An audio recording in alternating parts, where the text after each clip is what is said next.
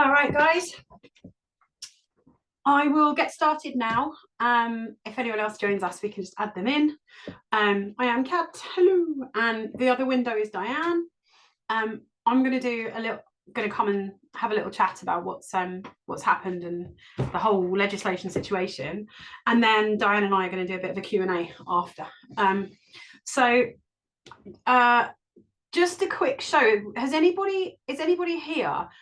Have they not seen the first one that we did?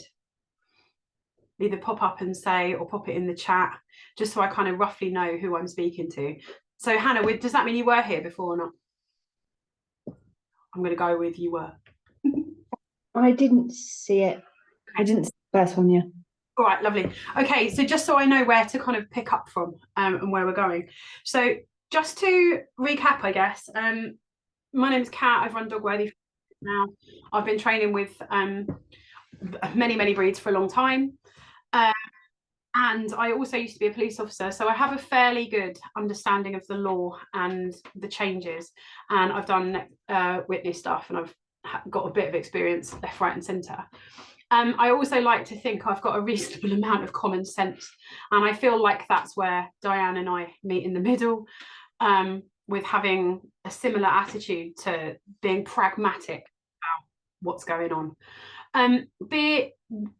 Part of the reason why I'm doing this webinar today is because it does appear to be becoming a little bit hysterical for lots and lots of people. So I absolutely get the worry, and I think a lot of it is founded and a lot of it is unfounded. So what I wanted to do today is just to try and dispel a couple of myths, as always, and just put out a few facts. This isn't a big how to exempt your dog, and it's not going into the nuts and bolts of the legislation. It's more to do with what I want to address today. I just want to go over, is it going to affect you? And if so, how is it going to affect you?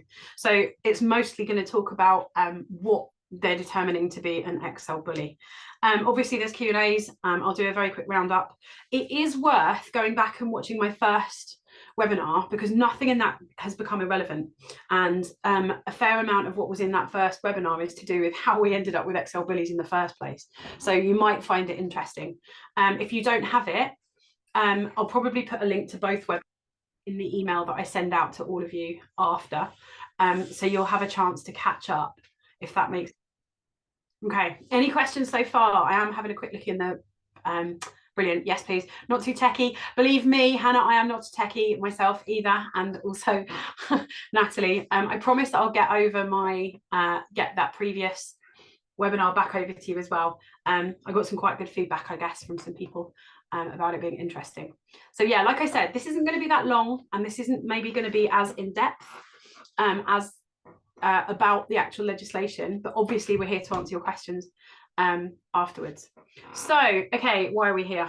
So, in a nutshell, many people, far too many people, have been injured and killed by dogs, bull breeds, potentially XL bullies, and it's escalated in the last year or so. I think we're on 11 or 12 in a 12-month period, which is just insane. For the amount of people that have been injured.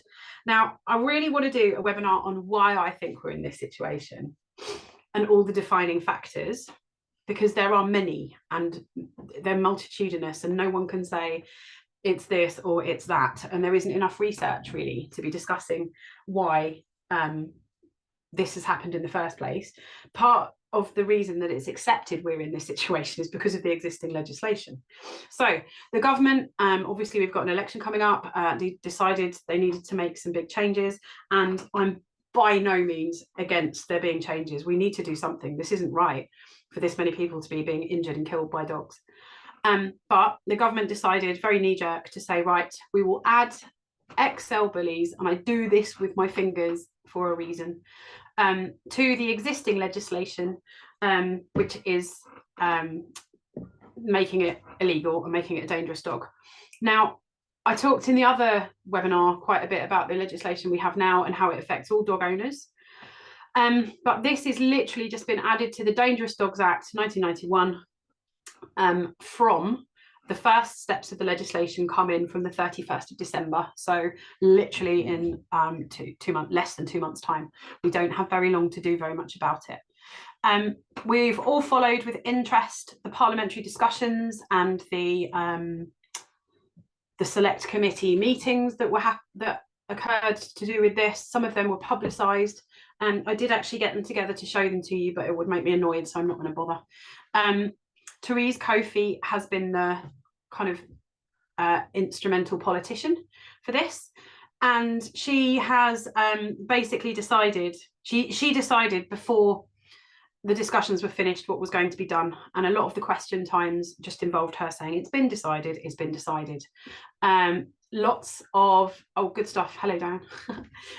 Lots of organisations were involved in how to make the legislation work. None of them were listened to. The RSPCA left after 3 days of a 5-day consortium because they didn't feel they were being listened to. The Dogs Trust hung on in there, and as I did, I think some of the all-party working groups did as well. But generally, it wasn't considered that they were listened to. One of the basic facts, for example, that has been completely and utterly ignored, is that it's believed that there were 10,000 XL bullies, like registered or bona fide XL bullies. However, the figures that come from the UK XL bully consortiums, which are essentially the Kennel Club, because it's not a registered Kennel Club breed, but that is going to be the people that know the most about them and the people that have as many. It's not 10,000, it's 100,000.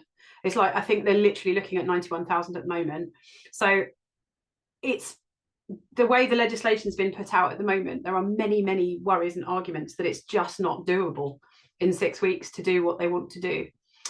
Least of all, because the government hasn't yet to issue advice as to how you are supposed to exempt your bully in the next 6 weeks. The police don't know yet. They've got nothing to tell us, and they would be the first port of call. There's nothing on the DEFRA website. It says watch this space. Vets don't know, and those will be the people that will obviously be affected most by this.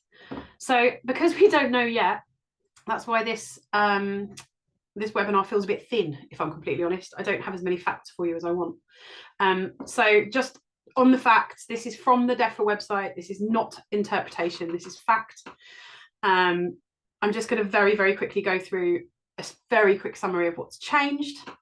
So from the 31st of December 2023, 6 weeks time-ish, 7 weeks time, that is when Section 1 of the Dangerous Dogs Act will be officially amended. The way it's amended is they introduce a thing called a statutory instrument. That still has to be voted in Parliament. We'll discuss about whether or not that will actually happen at the end. But we have to take it that it's happening. I very much doubt it isn't. So you can't breed from what they call an XL bully. Can't breed what they call an XL bully. You can't sell it or exchange it. You can't dump it. You can't give it to a rescue. You cannot have it in a public place without being muzzled and on a lead. The guidelines for a lead, I think it was 2 meters, but don't quote me on that. I need to check that. I don't have that written down. It's a short lead. It's not a long line. You're not allowed to let it out of your garden. So there's a lot of discussion about 6-foot fences being necessary in order to exempt a bully. Public places is a weird definition. There's lots of different definitions in the law, but it would include places like inside a car.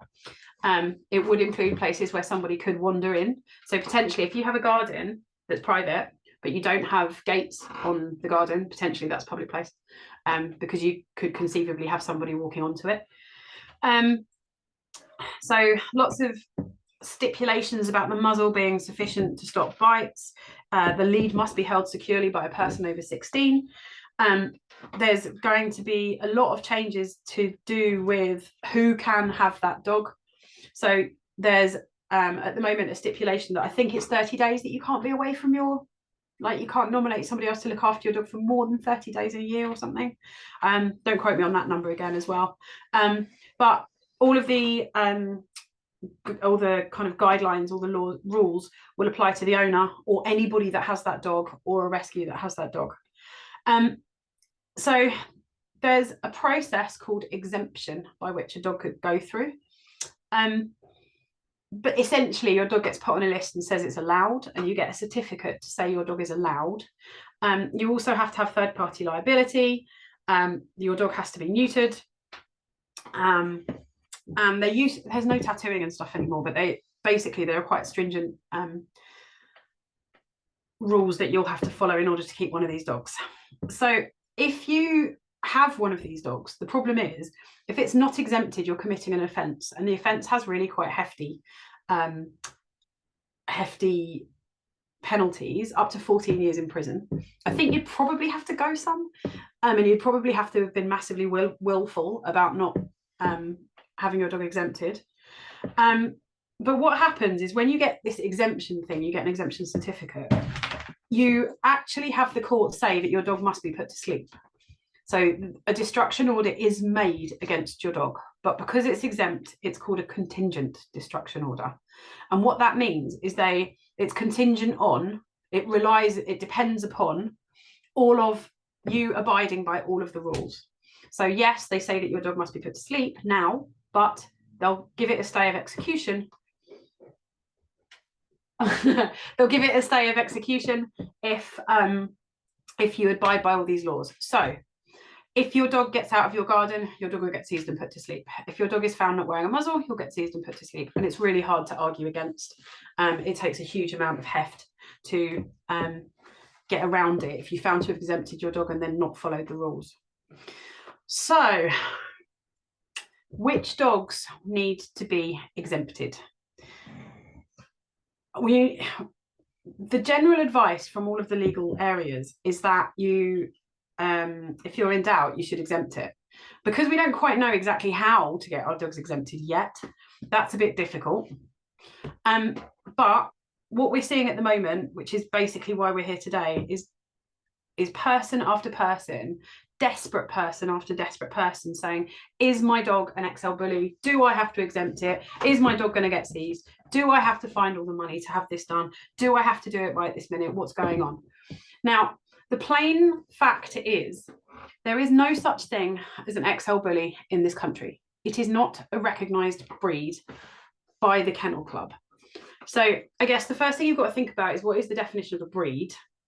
In my head, a breed is something that you have known parentage of, and that's the only way you can have it as a breed. So you know what its parents were, and they all looked like, for example, dachshunds, and they all came out as dachshunds, even though you have genetic variation, and therefore you have a dachshund, and that is a breed. However, just the same as with pit bulls, there's technically no such thing as a pit bull in this country either. There is in America, and there isn't technically such a thing as a bully in America. We're using this term type, breed type. So because we don't necessarily have stud books, because we don't necessarily know the parentage of lots and lots of dogs, and if that was the case, everyone would just say, oh no, this is both its parents were a Labrador. If that was the case, then there would be no such thing as an XL bully or a pit bull. They have to use physical characteristics of the dog in order to work out if it's an XL bully type or not. Now, I'm sure everybody here has had a look or has heard of the fact that this is incredibly vague. And I'm not going to go through all of the 60 odd points that are used in order to get the idea of whether or not something is an XL bully. Thankfully, there is at the very least a height involved in this incredibly vague description. It makes sense that this would be a starting point for deciding whether or not you have an XL bully. A male has to be 20 inches, a female has to be 19 inches at the withers, which is the kind of humpy shoulder part, the top of the shoulder blades on a dog, not the head and neck. It has to be that shoulder blade part when they're standing up. If it's over that, then potentially it could be considered. If it's under that, it's very unlikely that it would be considered. One of the problems with having a dog that's type is that it has to be, they use this phrase, have a substantial amount of characteristics. Now, information from, I think it's NBSL, they said you can have anywhere between 36 and 98% of the characteristics for pit bulls. And still be classed as a pit bull or not, as the case may be. So it really is dependent on who looks at your dog. So all of these people who are putting up online, is my dog a pit bull? Or is my dog an XL bully? Is my dog an XL bully? The only person that can tell you the answer, rightly or wrongly, is the DLO, which is the dog liaison officer appointed by the police or the court to determine whether or not your dog is type on the day. So you could even have 8 different DLOs look at your dog and get 50-50 answers. It doesn't matter. It's the one that looks at your dog on the day. So we don't know whether or not your dog is going to be an XL bully, and no one can tell you whether or not they are or aren't. So please, please, please, no one should be answering anybody that says that unless they've got that advice. And no one should be saying that's a pit, that's an XL, that's not an XL, because you just don't know. Even if it's less than the 19 inches, it could potentially still come up as an XL bully. In terms of applying common sense, so I've met DLOs, hang on, even if my local dog warden knows, and my vet, even if they know your dog is a dog de Bordeaux, okay, this is the bit I'm coming on to.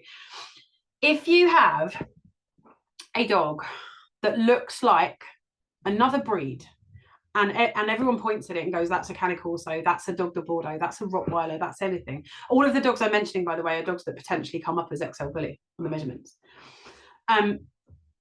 Even if everybody can, if everybody can point to it, they are not coming after you at this stage. I can't imagine. And this is where the common sense aspect comes into it. If it looks like a Rottweiler, it's a Rottweiler. If it looks like a Canis Corso, it's a Canis Corso. If it looks like a dog de Bordeaux, it's a dog de Bordeaux. So having backed up evidence, so DNA evidence is never admissible in court, which is for whatever reason.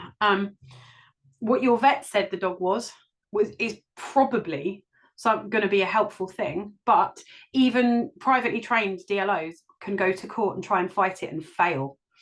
So nobody knows except that one dog liaison officer. It is that clear as mud, Hannah.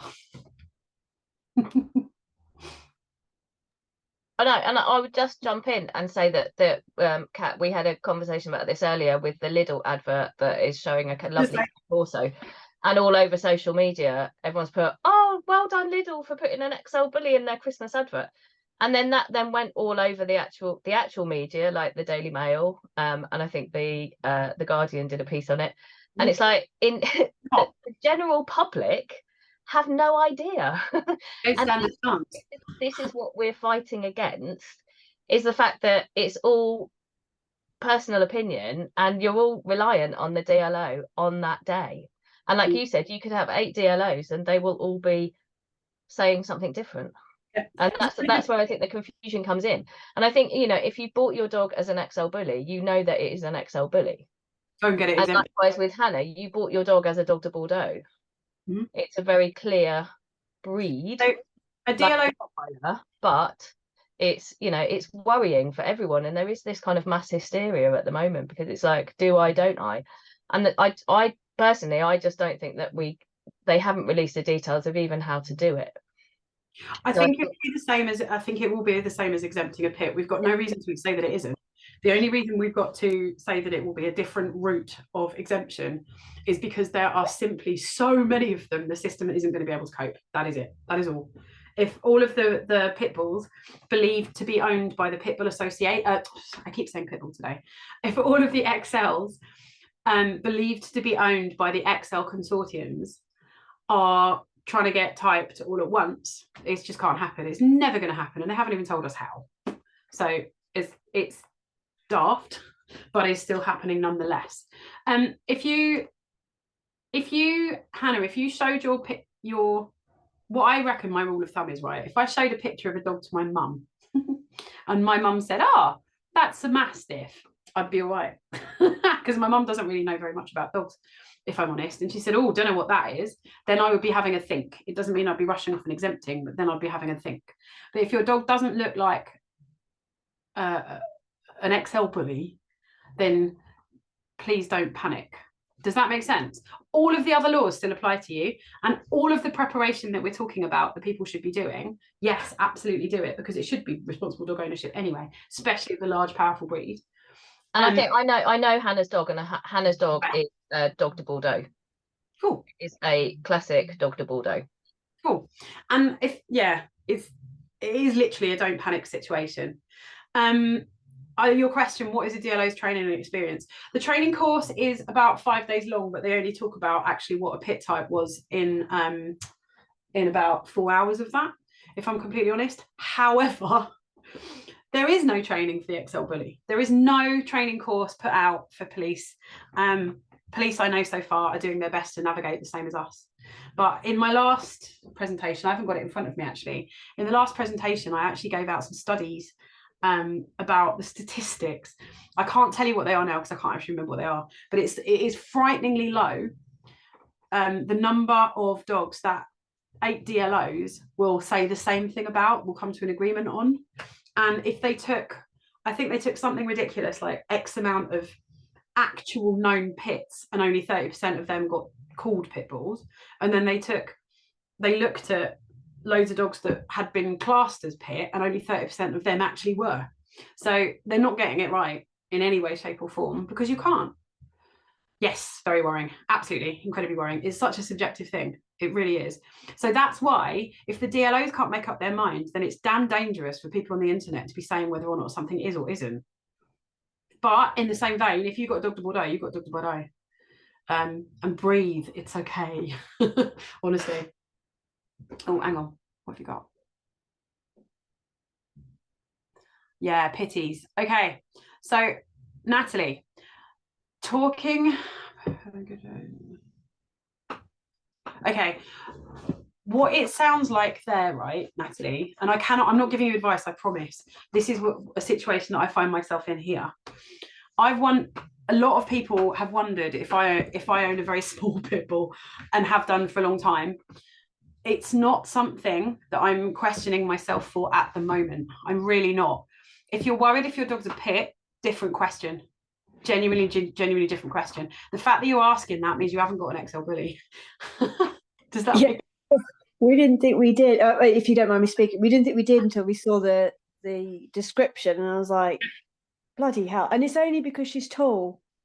Yes, you know, absolutely. And genuinely, every single Labrador cross Staffy fits that. Every single Rottweiler, if you take the colouring out of it, comes up as that. Many of the Dog de Bordeaux, although they're too wrinkly, they are genuinely too wrinkly. When they talk about the lip, tight lip, closed lip stuff, that excludes Dog de Bordeaux. Entirely. But and I think, Kat, just to interject, I think Natalie, you've probably seen photos of my dogs. In terms of like Louis, and in terms of George, my old Staffy Cross. And I think this is where the confusion comes in, because we've got these Staffy Crosses that are quite leggy, and whilst they may fit, we wouldn't even, you've got more chance of them looking more pitty than they would do what we conventionally think of as an XL bully. Yeah, and I think the public wouldn't class her as that ever. I mean, you've seen her on, I don't think they would ever think her of that. And we did, for context, when she was around age 1, and we were like, shit, have we got a pit bull? Because we got her as a rescue, and like you said, we didn't buy her as a pit bull, but she was starting to look a bit pitty. And we got someone to look at her via a lawyer, and their assessment was probably not, but like you're saying, to be sure, she'd have to be assessed. And we decided then, like, if we put her forward, and she is, we've stuck her right in the firing line. So we had the same debate 5 months ago. It's just we didn't think we'd be having it again over the XL thing. So just to do with the XL bully side of stuff, I know they say substantial characteristics, but they mean actual quite defining characteristics. The difference that I'm seeing between pits and bullies is where the neck starts. So let me get right. Where is it? There it is. Slightly arched nape, tapering from the shoulders to the base of the skull. So when you look at a picture of an XL bully dead on, they kind of do this a bit, Like I hate the word hench, but and most of the pitties, anything other bull breed type things, they don't have that characteristic from like total taper here. Like it's like slopey, like no neck slopey. And I've not seen your dog, but from what you're describing, I can't imagine that being the case. So no, anyway, with if you want to have a chat about it after, that's cool. But I don't want to spend this I don't want to talk about if that's all right, just because it's fine. It's fine. What I was trying to avoid doing is trying to discuss individual dogs. But I see what you're saying, and that's all anyone wants to do is to discuss their own dogs. But ultimately, you've already had legal advice on it, and there's no more answers now as there was then. But if I were you, I just wouldn't be considering what you're describing as an XL. I don't. XLs are massive. XL bullies. No public's gonna sort of think she is that. I mean, like I said, there's the other side of things. You know, we'll live with that. She just happens to look like something else. You know, she's a Staffy cross Sharpei, but she's fallen into being quite slender and ribby and all those kind of things. But yeah, the common sense advice that you're saying is to what is somebody on the street going to think they are, should you get somebody calling in and reporting you, which is we'll have a chat and we'll move on and we'll have a chat about the consequences of not. Yeah. Okay. Right. So, oh, hang on. What have I done? I've done something. We've got a question from Sylvie about what or how do they do the behavioural assessment for the dogs? And as far as I'm aware, that's not coming in. It's official. I've actually been speaking to DLO people about this one, and there is no temperament assessment. Daft, yes. True, yes. So if you had your dog seized and taken away, which is, we'll talk about that in a bit, the behavioural assessment may come into place. Then if you go and get your dog exempted, there is no scope for behavioural assessment. Now, to be fair, this is a good thing. It sounds ridiculous because they want to exempt the naughty ones or the less amenable ones. That's why we're doing this in the first place. But in all honesty, in order to provoke a dog to attack like the way that we're seeing, you just wouldn't do it. You wouldn't see it. You wouldn't have that situation where you're going to cause that dog to attack, and you cannot tell why these dogs are causing this damage. You just can't. So it would be a pointless thing if they did do it, but they're not. There is no behavioural assessment whatsoever in order to get your dog exempted. It can be horrible, it can be lovely.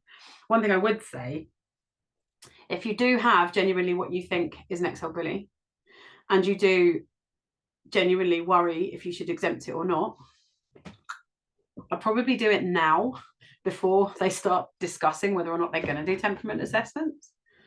So if your XL bully is not friendly, exempt it now while it's quick. if that makes any sense, because they genuinely don't look at it at the moment. But if your dog got seized, they would, and that's why so many dogs fail. Does that answer your question?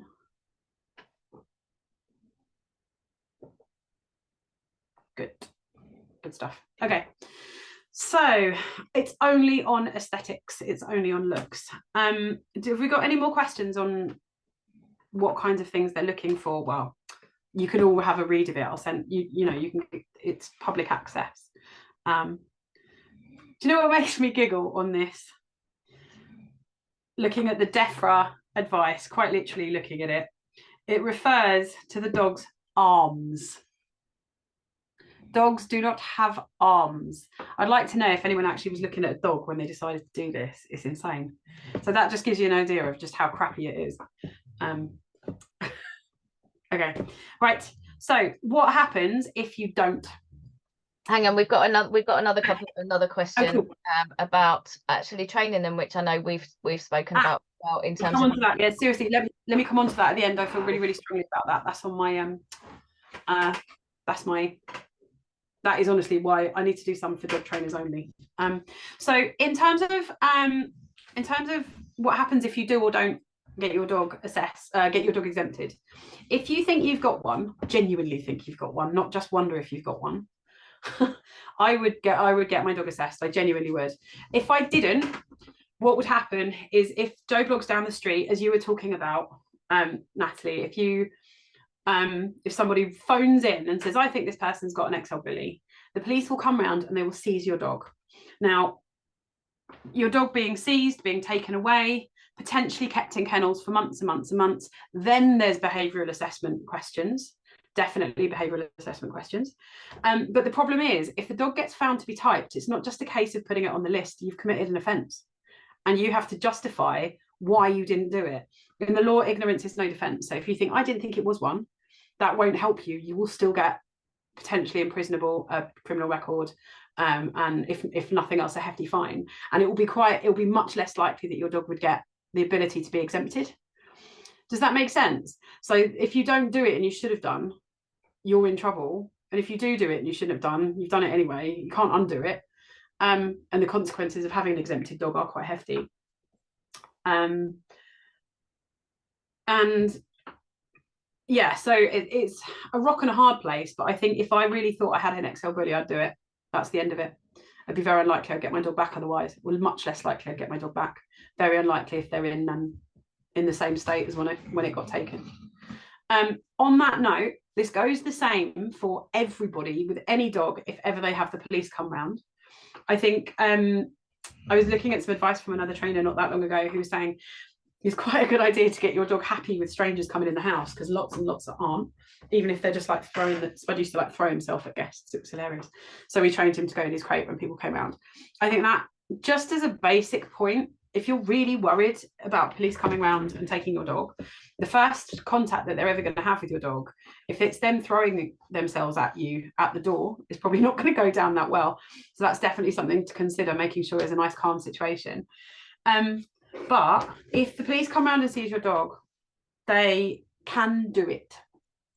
So I wouldn't try and hide your dog. I wouldn't try and scream and shout, because there is very much an attitude test in this world. People get life a lot easier if they, I'm not just saying roll over and comply with everything, I'm genuinely not. But in this situation, I would do my damnedest to be cooperative, because that's how I'm going to get the best for my dog in that situation. I would be doing my damnedest to make certain that I was making it as frictionless as possible. But there has been cases, and this is absolutely revolting, but it's true. There have been cases in the not that distant past where people have signed without realizing destruction orders for their own dog. So it's honestly good advice to tell the police that you aren't going to sign anything if your dog goes. Just make sure you take all the details in as non-confrontational way as possible, but please don't sign anything, because it has been that people have thought they're just signing to say, oh, I know my dog's gone somewhere, when they haven't. They've signed the destruction order and the dog's been destroyed before they've even had a chance to find out where the dog went, which is pretty horrific. So there is that. And if anything like that ever happened, God forbid, please contact a lawyer as soon as possible. Lots of them have emergency lawyer lines. There's Weldon Dog Law. There's a few others as well. And that again is resources that is on the last presentation I did. I put down lots of information about that kind of jazz. But yeah, that's the potential fallout of not registering your XL bully. The other thing that I don't know, okay, and this is genuine conjecture on my part, this is speculation, so please don't say anything other than Kat said when it comes to this, but I wonder, when in 91 they decided to ban those 4 breeds, pit bull types included in that, they wanted to try and have less, wanted to try and get rid of the breed in the first place by banning them and stopping the breeding and the production of them. What they didn't anticipate, or what they didn't think forwards, was that there are now many more pit bulls than there were before the breed came into place. And the reason, before the ban came into place, and the reason for that is because of the exempted list. So because you can have one and have one exempted, if you're of reasonable standing or yada yada, then it's a problem, because there are more and more of them. They're still technically allowed, they're not banned. So I wouldn't be surprised if at some point, and people keep pushing for the law to be looked at and pushing for the law to be looked at, I wouldn't be surprised if this is the upshot, that they close the exemption list at some point and they say, right, there's no more, you can't exempt anymore, that's it. Or they'll say in 6 months time, or in 5 years time, or in 10 years time, you won't be allowed to exempt anymore, so people will stop breeding them. And then that's the only way you're going to end up getting rid of these breeds and getting rid of the dogs they actually want to ban. So if you didn't exempt them and then time rolled on and then it got harder and harder to exempt them and they made it difficult, I'd kind of wish I'd done it before. Because I think in Germany, when the exemption stopped, there was a cull and that was it. There was no more, you can keep it. It was just we euthanized them all. Does that make sense? But don't get scared by what Kat's just said. Is what yeah, it's conjecture on my part, but this is something that I wouldn't be surprised if, and I'm talking years, they would not do it this soon. It's nuts. It would never happen in a million years. Think about politicians electioneering. That would be the quickest way for them to never ever get voted into anything ever, if that makes sense. Okay, have a look at your questions. I will talk about trainers, I promise. Would DLOs consider documentation? Nope, not at all. I've just been looking at a court case that got lost. Oh no, sorry, that one did get one, but it could have just as easily have got lost. And they have DNA evidence, they have all the pedigree, they have all the papers, and they have veterinary registration, and the dog had still been deemed to type. So no, it's only measurements. That's all they can do. And to be fair, it's not their fault. That's the way the law stands. That's what the word type means. And like I said, the definition of a breed is debatable, and a breed isn't really a thing, if that makes sense. To be fair, your purebred British Staffy with Kennel Club lineage, unless it's monstrous, isn't going to get considered to be an XL bully. So again, haven't seen your dog, don't know. That kind of Staffy is so unlikely to be considered unless it's like 3 of them standing on top of each other. Although Onion's dad was huge and he was full Kennel Club. But that kind of thing is definitely something to think about. Does that make sense, Jared?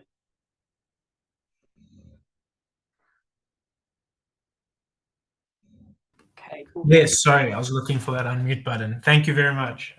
But yeah, seems crazy they don't take documentation for pedigrees. No DNA test, no nothing, no pedigree. But the thing is, I kind of get it because it's so falsifiable. And because no one's, I think the thinking was, and still is because they're dumb, is that because no one's ever really looked into why these dogs are biting and what particular dogs bite. And I really do need to do a webinar on why I think we've got to this point, all the different factors involved in it, because no one's ever looked at it. People who don't know anything about or know less about dogs or haven't looked at the information, and there isn't enough information, they just think it's a type of dog that does this, so let's get rid of that type of dog. And anybody could say that they're, I don't know, people love Labradors, they're never going to do it to a Labrador. Do you know what I mean? So it's the ignorance about and straight up lack of information about why we've got to this situation that has caused this. Does that make sense? I can see why they do it, because there's not really any other way around it.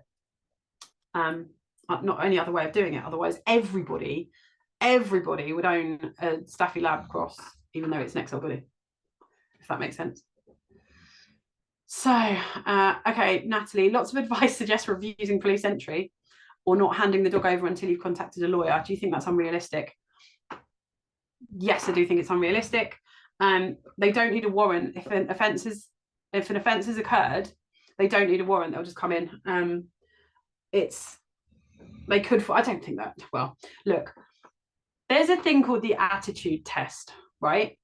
If you make your dealings with people in general as frictionless as possible, and I don't mean, like I said before, just rolling over and doing everything you're told, but what I do mean is doing things in a way that isn't antagonistic and isn't in a way that's being confrontational, then everything becomes easier and you get your way more often. You can't stop that dog from being taken. If they know where the dog is and then they know the dog's there, you can't stop it from being taken. What they do have an awful lot of is I forget what the term for it is, but what they've been doing with pits much more recently is they've been allowing the dog, if it's friendly, you're friendly, everybody's content with the situation, they've been allowing the dog to stay in the home whilst the exemption process is going through. But in order for that to happen, you have to look like someone that knows what they're doing and being responsible and being cooperative. And if you're saying, no, you're not taking my dog until I call my lawyer, then you're not being cooperative and they can't go down that avenue. There simply isn't enough police kennels for 100,000 bullies to be put in there.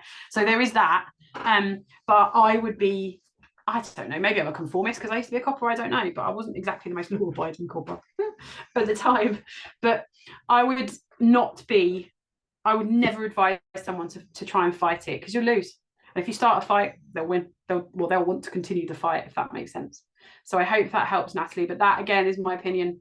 I like to think I'd fight to the death for my dogs, but how I would fight it is I would fight it by trying to sound so rational.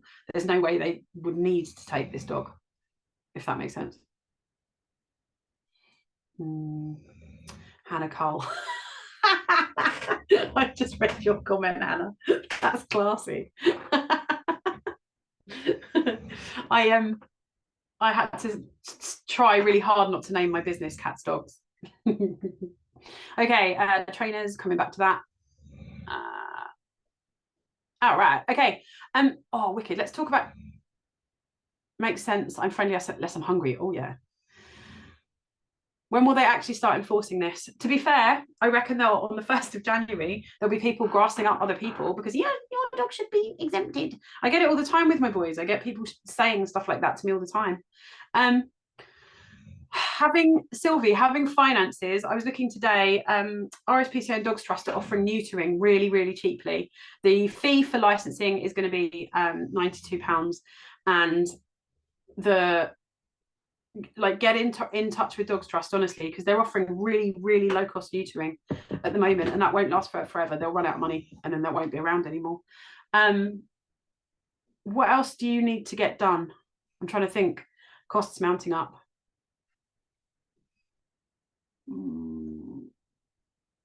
Sylvie, fencing, talk about fencing. Sylvie, put in the comments if you've got anything else that you're worried about financially with it. There are organisations out there that can potentially help. I'm trying to think off the top of my head what else that has to be covered, advice I could give you about that. Okay, right, trainers. Lots and lots of trainers. Oh God, I'm just going to come out and say it. Should know better. They should know better than advising other trainers what they can and can't do until they know. So legally, I'm quite a legal beagle for insurance. If you're a member of we'll start from the top down. If you're a member of the IMDT or the APDT and things, they stipulate as part of being a member of their organisations is that you're insured to work. You could work without insurance absolutely as much as you like. My mum could call herself a dog trainer and just train dogs again. So you don't need insurance in order to train dogs. You can train any type of dog you want. It isn't a problem. That said, so recently, exactly as you said, I've got I'm with PBI, and they have said that they will cover XL bullies. Everybody has got it wrong that it says it's 1-to-1 training only. It isn't. It says that the handler to dog ratio is 1-to-1. That means every handler can only have one dog. You can't have one handler and 2 XL bullies, owners wise. So you can have them in group classes. Everybody's interpreted that very, very differently from me, unless, in fact, I even saw the letters that other people got. You can even have them in class. It's not that you have to work 1-to-1. So please reread that and have a look. I can't speak for Clivertons because I haven't looked at that stuff. I have a feeling it's going to be a scrabble for all the insurance companies. Cliverton is exactly the same. Okay, cool, fab. I was going to say they would be ridiculous not to, because otherwise everyone will leave them. They'll end up with no custom. So I'm glad that they've. And there was a thing with Pet Plan Sanctuary, because they said no exempted dogs, and they've actually come back. I think it was yesterday that they're actually going to review it, given that other pet insurance companies are including banned breeds. Fabulous. But this is what before all of this came out anyway, I was tearing my hair out with well-respected trainers and people that ran groups telling other misinforming trainers, right? You have to have some level of insurance, public liability insurance, not the insurance that says whether or not the advice you gave was correct. It's public liability to check that if that dog bites somebody while it's in your care, and if you're training an owner, that's you having constructive ownership over that dog. So if you're training an owner and the owner's got the lead, it's still your drama because you have constructive ownership. But in order to be a banned breed, they have to have pretty phenomenal insurance, public liability insurance through Dogs Trust, in order to be exempted. And that counts for you as well. So you are insured to work with a banned breed as long as you're complying, the dog's on a lead and the dog's muzzled if it needs to be, and all of the other stipulations, you are covered regardless. So the APDT, the IMDT, the PPG, all of the associations we're members of, they are being covered as well. The other thing is that dog is going to probably have better insurance than my PBI, and you know, it is more belt and braces than my Clivertons or whatever it is that I've got. So it is absolutely fine insurance wise for you to work with any of these dogs. Now, the next thing to go over, I guess, is a lot of people have the misconception that trainers have an obligation to report them. They don't. Vets don't. No one has an obligation to assess a dog or to report a dog unless you feel like phoning the police and saying that you think someone's got one, and that's a personal choice thing. You know, phone up Crime Stoppers and say it, Mrs. Miggins has got an XL bully. Vets don't have to do it. Trainers don't have to do it. Physios don't have to do it. No one has to deem whether or not a dog is type, or even suggest that a dog might be type. Going back to the beginning of the conversation, only the DLO assigned to your dog on the day can make that decision. So even if you're training a big monster creation that is so obviously an XL bully, that comes along with a big collar that says I am an XL bully on it, if it's not exempted, it's still covered by your normal insurance, genuinely. And you have no obligation to tell anybody or to treat it any differently from the Dachshund puppy next to it. But I am also a firm believer in that if you don't want to, or you don't feel comfortable, then please don't work with them. It is absolutely fine. There are enough of us out there that want to, can do, will do, enjoy it, and hopefully know what we're doing. I should hope so after all this amount of time, that can do it. So if you pass up on an XL bully as a trainer because you don't want to, that's fine. Just find some trainers in your area that do, or approach people online, get everyone into our Lovable group, where we've got a wealth of experience and knowledge where people can help you out with that. But yeah, don't make anyone feel like you should have to, and make you sound breedist if you don't want to. Secret confession, I'm a bit scared of greyhounds. What can I say? They're too pointy. I genuinely am a bit frightened of them, and I would really rather not work with them, which is just the weirdest thing, I know.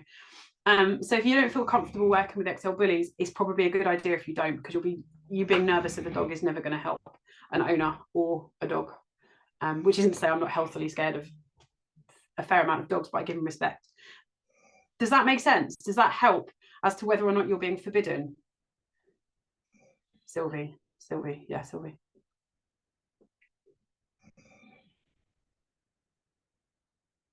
Good. Yeah, 25 quid from the Dogs Trust for the insurance. Fabulous. Oh my God, I'm so sorry about the story. I forget. That's Spud. So the thing about greyhounds is just that they're pointy, and I'm really quite scared of eels, and I think it's similar to that. Go figure. But yeah, just so that you can see, that is the noise. He's awake and he's still snoring. He's still ridiculous. Okay, I'm more worried that you would get rejection if you wanted your dog trained. Okay. So that's a really good question. If somebody says they can't train your dog, I would probably thank them, in all honesty. I went through a phase of truly, I went through a phase of getting every Akita it appeared in the boroughs of Ealing, Harrow and Hillingdon, because no trainers would work with them for some reason. I don't really know why. Well, I do actually, because they're quite hard to read, and it's fine. And I got loads and loads of them. And people used to feel so like, I don't know, judged and horrible about it when people would bring their Akitas to me because other trainers didn't want to work with them. And I think it's cool, but I also think knowing a trainer, knowing their limitations is a good thing. So if you did come across somebody that didn't want to work with your dog, I'd thank them very much and say, do they know who can? Because they know full well it's legal, if that makes sense. All right. And I've run out of things to say. Diane. Yeah, sorry, I've got a mask on because I'm absolutely full of some disgusting bug, and I feel that's why my face is red. I'm like full of lurgy. But I think for me, and I've had I've had a lot of conversations with Kat about this kind of hysteria that is going over the internet. In terms of, I think we don't know the process that is going to happen as to how to exempt our dog. I don't see any reason. So I've got both my dogs are muzzle trained. So if I go out with Louis in a public place and I think there's going to be loads of dogs running up to him, then I will muzzle him anyway. So he'll be muzzled and on a lead because I'm doing training with him. And so I don't have a problem with, actually, if we're going to do anything as a knee jerk, then we just muzzle train them all. And so that we have to be whiter than white, so that no one has any reason to say your dog just did this or your dog just did that. We haven't got any grace. If you've got, and I apologize if anyone has a cockapoo, if anyone has a cockapoo or a nice miniature schnauzer and they come up and they jump up and they nip someone's arm or they nip someone's sleeve, they're probably not going to say anything. But if my Staffy Cross, or if my old Staffy Cross George had jumped up, or if Spud had jumped up and nipped them, then they might start to question stuff. And that's where I think we just need to be whiter than white. We need to take a breath and just go, okay, let's upscale our training. Let's not panic. Let's wait to see the next steps from the government, and then let's take a view from there as to what we do with our dogs. No one can tell you, like Kat said, no one can tell you apart from the DLO on that day whether your dog is deemed type or not. And really, a lot of the dogs that are in rescue from the 1991 Act could all have been deemed type. You know, my old dog George, I was judging at a Wandsworth Park dog show, and I had the dog warden came out, and I had all of my cards that are all made up with George, who was my Battersea boy, who I absolutely loved and adored, who was amazing.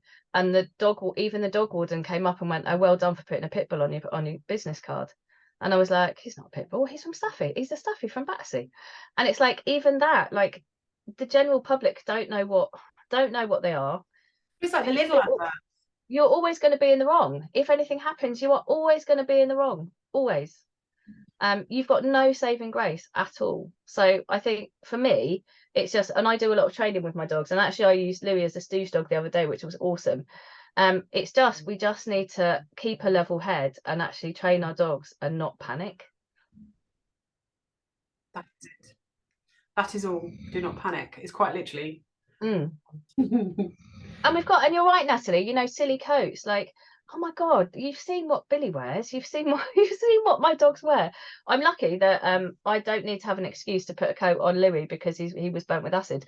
And actually this week I've got to train him to wear boots, because where his acid burns on his feet are getting lots of cuts and grazes. So that's going to be absolutely hilarious. So if anyone wants a bit of a laugh, join the Lovable group, because I'm going to be putting Louis in his boots and he's got to wear them on all 4 feet. So that's just going to be hilarious. He's going to be like that and he won't move. So yeah. Good stuff. Cool. Okay. If no one else has got any more questions or input, oh, hang on. I've already been asked, is that a banned breed? I get it. I'm not joking. I get it all the time. And I've got a... All right, we need to come up with this list of like hilarious. What did I call Onion? I called him a... he was a common munchand. No, it was a mirrored common munchand. That's it, mirrored common munchand. My dog previous, my other dog Indy is he's a Staffy Cross Dachshund. Go figure. He's really odd. And we called him an Old English trench dog. Yeah, that's what he was. Spud is just Jesus. He has no type. Spud's just a potato, literally. Jesus. But yeah, coming up with a list of decent names for our dogs is the future. Yeah, Billy's a Staffordshire Bull Spaniel. That's what he is. I don't know what Louis is. Louis is just a lunatic. But yeah, I think when people ask you, you know, even if, I mean, you know, Hannah, you know that you've got a dog to Bordeaux who is absolutely gorgeous, and you just go, she's a dog to Bordeaux, and what a brilliant opportunity to educate them on what a dog to Bordeaux actually is. And I think it's about turning it and trying to put a positive slant on it, rather than, if people are asking, it's probably because they genuinely don't know. And that's where I think it's actually not thinking just because people are ignorant, or it might be that people just don't know. It's like, don't take that as an offense. Like, turn it around, kill them with kindness. Just go, look, you know, I've got lino on my walls because I can't have wallpaper because they're so slobbery. You know, all of those little things. It's about bringing people on board rather than alienating you and your dog. And I think genuinely, I think people don't. I think a lot of people. The other thing that I think, a lot of people are really scared. In actual fact, and I know I had my old boy George when he was muzzled. He did have issues with other dogs to start off with, and he was muzzled, and he was the nicest dog in the world. And people would come up to me and go, "Why has he got a muzzle on?" And I would just be like, "Oh, because it highlights his eyes." And then I'd just walk off and leave them with that little truth bomb.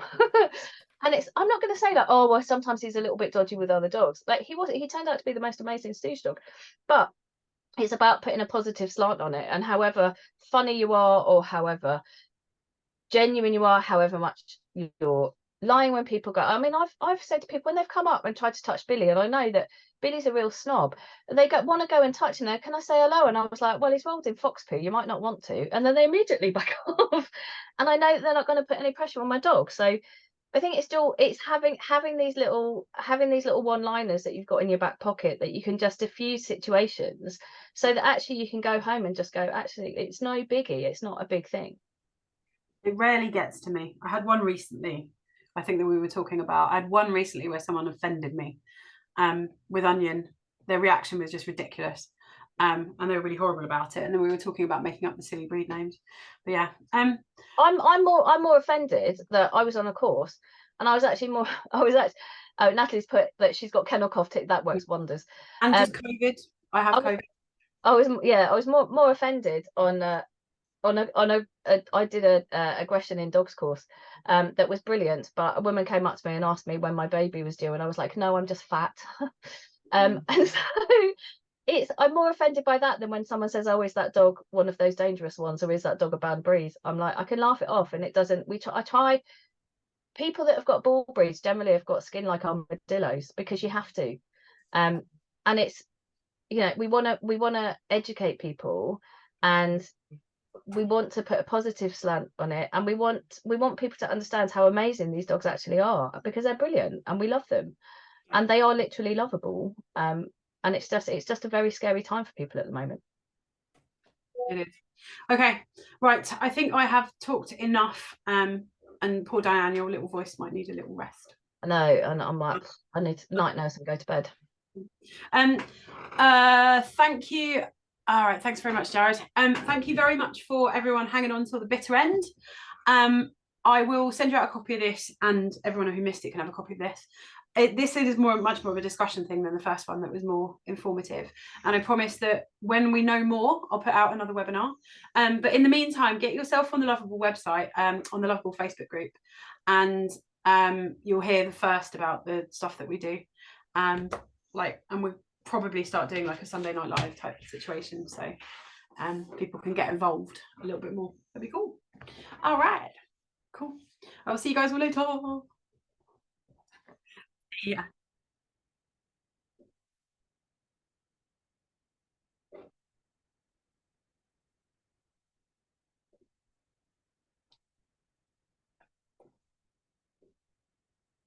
Okay.